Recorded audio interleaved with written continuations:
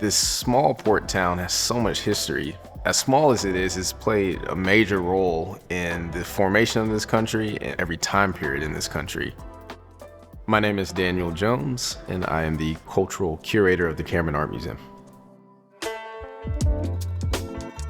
You can almost chart Wilmington's history, colonial through present day, through the different cultural institutions. If you want the colonial history, you can go to Bourbon Wright House. We also have the Bellevue Mansion, the Railroad Museum downtown, and we also have Wrightsville Beach Museum, which kind of chronicles our coastal history through time. And then what kind of encapsulates Wilmington as a whole is the Cape Fear Museum of History and Science.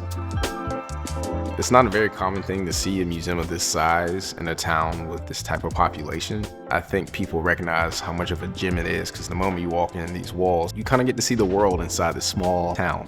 As the cultural curator of the Cameron Art Museum, my role is to continue the research and interpretation of our Boundless Civil War statue.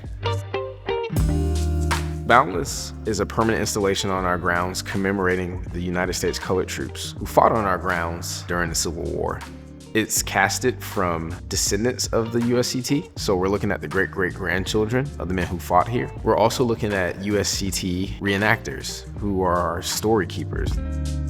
Even though the statue commemorates something that happened in 1865, we don't want it to be static. We don't want it to stay in 1865. Legacy is a short film that documents oral histories from descendants of the United States colored troops.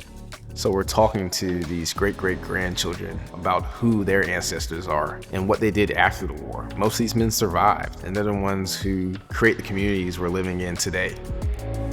There's no other park dedicated solely to the United States colored troops. It's not like these stories didn't exist, right? These are stories that are kept in communities and in neighborhoods and churches.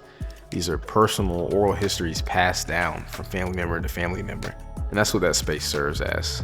This is a place where we could come together as a community, no matter your background, and talk about who we are and where we're going.